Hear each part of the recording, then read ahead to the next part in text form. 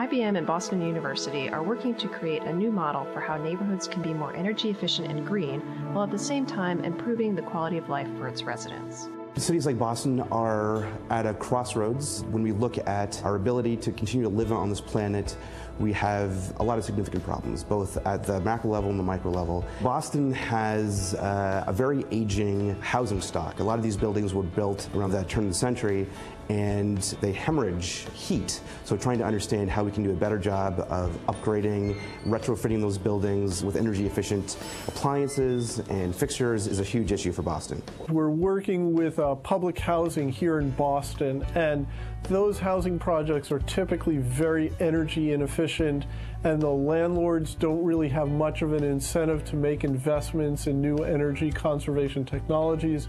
Energy efficiency makes up a good chunk of the operating costs of any property, depending on the age of the equipment and its efficiency and how it's paired to the demands of the tenants and their occupants. A prerequisite for making changes for sustainability is really understanding what's driving our emissions. And so I think really the key barrier is having knowledge of the usage, and that really then connects in with what we want to try to achieve with the Sustainable Neighborhood Lab.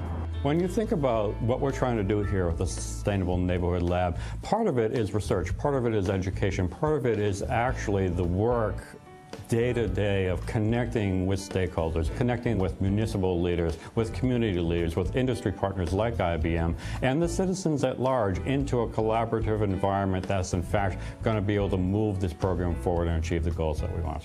We approached various city and civic organizations, including the mayor's office, to help them understand the power that this may have in helping cities become more efficient, more smart as they move forward and become more urbanized, given the availability of these technologies. IBM was a perfect partner to do this with, because they have a long history of deploying information technology-based approaches to the public sector for good. IBM technology is really the ability to take a massive amount of data from today's physical infrastructure, from the sensors, from the control systems, and run analytics on that data and do it in a very fast, scalable, efficient manner to give that deeper insight as to how we can do things more efficiently, provide better services to citizens. We've been studying a whole bunch of buildings on campus, and now what we want to do is roll this out to the larger community. So one of the potential projects we've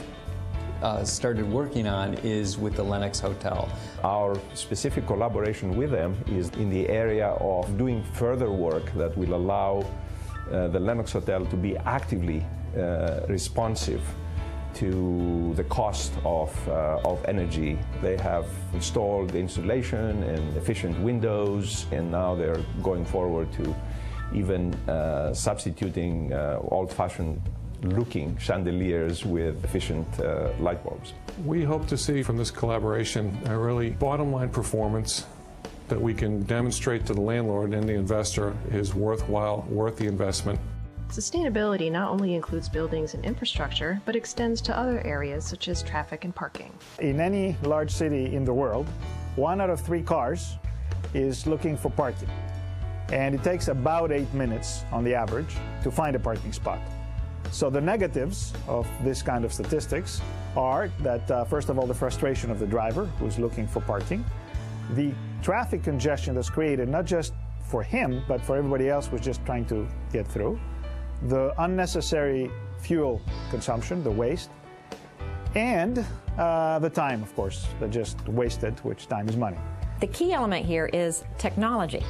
The technology advancements today with sustainable energy are rapidly developing, and this project is bringing together the best minds in order to figure out how we can tap into this technology to help our communities become more sustainable. It's really transformational in nature.